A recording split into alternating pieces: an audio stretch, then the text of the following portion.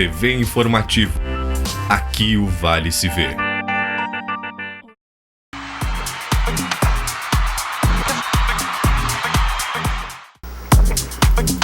Olá, semana de Liga Nacional, de Copa do Brasil e da Copinha aqui no Rio Grande do Sul. Pela Liga Nacional, a LAF empatou em 2-2 aqui em Lajeado.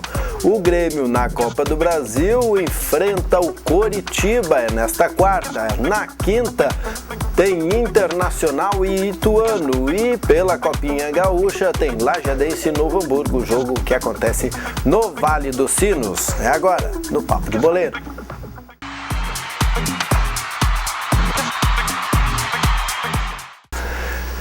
E a semana começou com um jogaço de futsal aqui em Lajeado, que o Brasil inteiro assistiu pela televisão e que terminou, Diogo Botti, em 2-2, mas com uma correria sensacional. Grande jogo, mais um grande jogo entre a LAF e o Intel Orlândia, que é uma das grandes equipes aí nos últimos anos do futsal nacional. Jogo no Complexo Esportivo e assim como na primeira fase da competição, empate. Se na primeira fase foi 1-1, agora foi 2-2, um jogo que acabou definido no primeiro tempo, numa correria extraordinária dos dois times. A LAF jogando muito e mostrando porque é uma das grandes forças hoje, dá para se dizer, do país do futsal. É uma equipe que tem ele já beirando o Campeonato Gaúcho com uma boa campanha e agora mostra também seu valor na competição nacional. Empate em 2-2 no Complexo Esportivo, que deixa a LAF segue na briga em virtude de conseguir uma classificação para a próxima fase, para a terceira fase já da competição. Lembrando que no grupo A LAF hoje é o quinto lugar com 7 pontos, classificam 4 dos 7 clubes aí para a próxima fase de sequência da competição. O time do técnico Giba começou a partida perdendo por 1-0, né, Diogo Botti? Começou perdendo, virou o marcador com duas jogadas em menos de 2 minutos assim. Depois o time de Paulista também empatou numa bobagem da defesa do time lajadense aí, acabou empatando o jogo e o resultado que seguiu até o final. No segundo tempo, as equipes mais precavidas, se arriscando menos e tal, esperando o adversário para não se arriscar muito, porque o negócio era fulminante nos ataques, né? Então acabou o resultado decretado aí 2-2.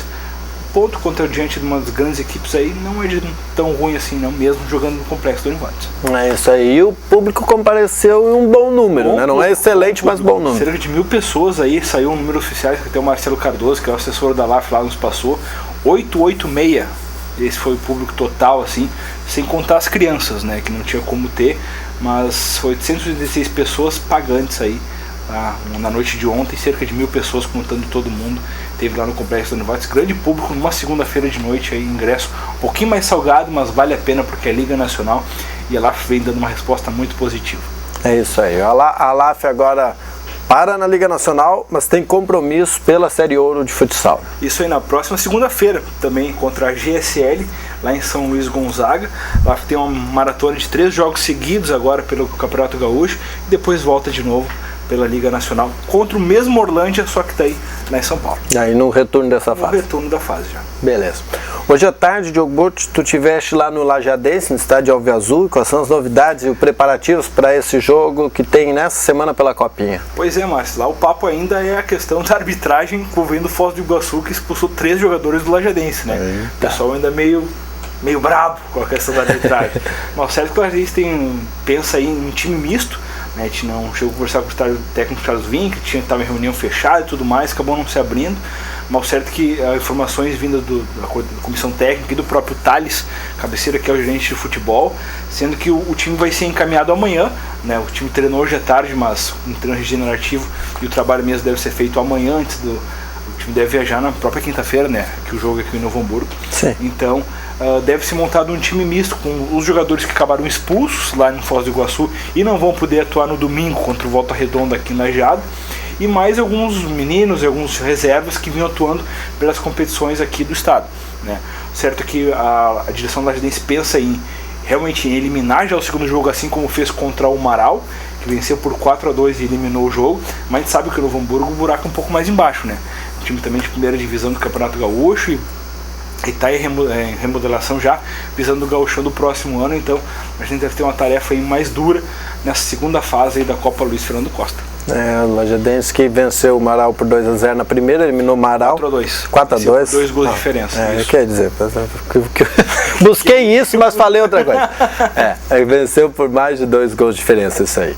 E agora vai enfrentar o Novo Hamburgo. Novo Hamburgo que isso neste ano... Vale também para a segunda fase, eu perguntei, ele esclareci, para essa fase ainda vale essa competição. Então se vencer o Novo Hamburgo por 2-0, elimina o jogo da volta, assim como fez a primeira fase. Continua como é no início, né? Isso aí. Isso aí. Novo Hamburgo que no primeiro semestre foi o time mais de ancião, mas agora vai se reorganizando já pensando em 2016. Já pensando em 2016, até porque o Novo Hamburgo, assim como o Lajadense, participa dessas competições no segundo semestre, mas não tem nenhuma competição nacional, ao contrário do Lajadense, que ainda divide suas atenções ou prioriza na questão da Série D do Brasileirão, onde no domingo já tem jogo decisivo aqui contra o Volta Redonda, jogo aqui em Lajeado que pode de vez aí encaminhar a classificação do time alviazul para a próxima fase da competição nacional, algo que seria inédito. E aí a sua participação é importante também, assim como você foi lá assistir o jogo da ALAF nessa segunda-feira no complexo da Univates, tem que ir assistir domingo o jogo do Lajadense lá no estádio Alviazul, porque o Lajadense já ganhou desse Volta Redonda e ganhou lá. Então tem condições de ganhar aqui, só depende um pouquinho de repente da empolgação, da motivação, da agitação da torcida aí para fazer a diferença, né? É verdade, ganhou lá por 2-0, a gente sabe que cada jogo é um jogo, né? A gente sabe que talvez possa ter um pouco mais de dificuldade. O jogo do Foz que o diga. Exatamente, o jogo do Foz que diga. Então, o jogo aqui é muito, muito importante, o torcedor precisa apoiar o Lajadense, porque não? Já a gente abriu 4 pontos de frente sobre o terceiro colocado, o próprio Foz, o próprio Volta Redonda. Então, se vencer agora, já praticamente elimina o adversário e aí sobe muito bem na tabela de classificação aí, podendo até assumir a liderança em caso de resultados paralelos, contando com uma derrota do São Caetano. É isso aí, isso é o mais difícil de acontecer, mas não é impossível. E pela Copa do Brasil, amanhã, quarta-feira, tem jogo do Grêmio. O Grêmio vai jogar contra o Coritiba e parece ter um desfalquezinho só nessa semana, Diogo. Dois. Hoje, pela manhã, mais um. O Luan também não atua nesse jogo aí, com a amidalite. O jogador será poupado e não embarque com o restante da delegação para Curitiba. Confronto amanhã, 19h30, no Couto Pereira. Jogo pelas oitavas de final da Copa do Brasil. Que agora nessa fase não tem a questão dos 2 gols fora de casa, né? Venceu, mesmo assim tem o jogo da volta já marcado para a próxima semana aqui na Arena. Grêmio totais condições aí de bater o Coritiba, de seguir adiante na Copa do Brasil. Pelo momento, essas duas equipes do Campeonato Brasileiro.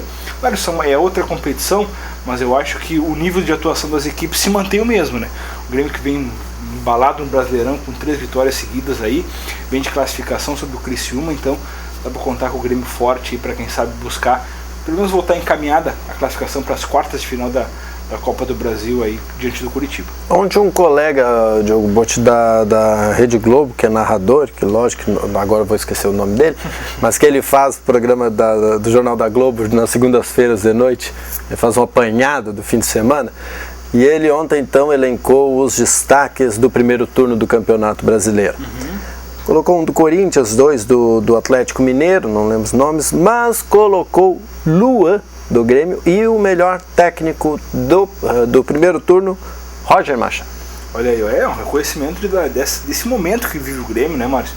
O Grêmio vem aí embalado por vitórias convincentes, além de não é vitórias por acaso, o Grêmio construiu vitórias e vem atuando muito bem ao decorrer aí desse primeiro turno. Não é à toa que é o terceiro colocado, mesmo a pontuação do vice-líder do Atlético Mineiro, perde apenas nos critérios, e 4 pontos apenas do Corinthians, que hoje é o líder, encerrou o turno na liderança.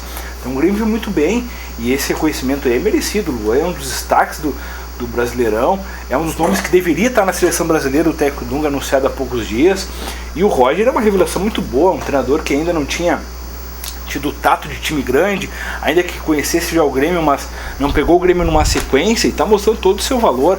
O Grêmio hoje é um time disciplinado taticamente, que vem dando muitos resultados, tanto ofensivamente quanto defensivamente. Então o Grêmio se achou dentro de campo, o Roger soube trabalhar as peças que tinham, que eram as mesmas do Filipão, né? E hoje está conseguindo colocar o Grêmio aí entre os líderes do Brasileirão, uma grande campanha do time tricolor aí, porque não dá para apostar até em briga pelo título brasileiro e briga pelo título da Copa do Brasil. Pegou um Grêmio desmotivado e com os cofres fechados. Exatamente.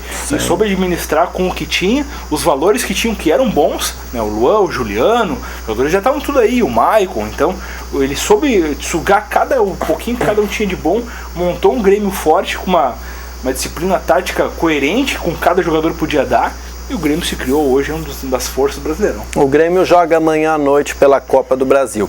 O Internacional joga na quinta-feira. Vamos ver se o Argel Fux consegue o mesmo que o Roger conseguiu no Grêmio, que o Argel conseguiu no Internacional, porque dentro dessa mesma avaliação feita lá na TV, o Internacional junto com o Vasco são os dois as duas decepções do ano, não dá pra do semestre, né? Com certeza, isso é válido. O Vasco por último essa colocado. Política horrorosa feita pelo Eurico Miranda aí, que na verdade o Vasco no início do campeonato, se tu pegasse, quando tu tá vindo um programa de rádio, a rádio também de Porto Alegre ali, estavam falando, mas se tu pegar no início do ano o Vasco, quem é que não quer os jogadores do Vasco? Guinha Azul, Dagoberto, Rúlio dos Santos, Reascos, Herrera, todo mundo pega isso aí, né? E hoje criou um time realmente velho, assim como o próprio Novo Hamburgo, devido às proporções, claro, mas um time velho, que não está conseguindo jogar, que tem muitos problemas de lesões, não consegue ter um ânimo, uma sequência de jogos de boas atuações, e hoje combina com a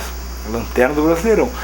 Por outro lado, o Inter, que viveu essa transição aí de Libertadores, acabou não concretizando nada disso e se viu diante de um Brasileirão onde uma tabela mediana, uma atuações medianas e com uma classificação apenas da 11ª colocação. Então o Inter começa um turno novo e começa com uma nova ambição, com um treinador novo, motivado, com um grupo que sofreu algumas baixas importantes, mas que parece realinhado aos poucos, assim, com a questão da filosofia do Argel. Esperar que o Inter tenha apresentar e a gente vai realmente, aos poucos, vai pegando, o Argel vai colocando sua disciplina, o que ele quer fazer na equipe aí, para quem sabe o Inter possa embalar também, assim como o Grêmio fez nesse primeiro turno. É isso aí, o Inter que deve ter o retorno de D'Alessandro essa semana. D'Alessandro treinou ontem, participando normalmente do trabalho feito pelos jogadores que não atuaram em Belo Horizonte, né, e foi destaque, fazendo gol e tudo mais, então deve estar em campo aí o capitão colorado já na partida de quinta-feira, 19 horas, contra o Ituano no Beira-Rio. O Grêmio joga amanhã às 7h30, né? 7h30 o Grêmio. Bem, todo mundo jogando cedinho, bom para acompanhar, também para cobrir. Bora cedo. Não vai ter joguinho de boate, os que tem não nos interessa. Não nos interessa. É isso aí. Bom, nós ficamos por aqui, voltamos amanhã depois do Redação Informativa para falar desse Grêmio e Coritiba, também antecipar Internacional e Ituano, é a Copa do Brasil bombando aqui no Papo de Boleiro. Até mais. Um abraço.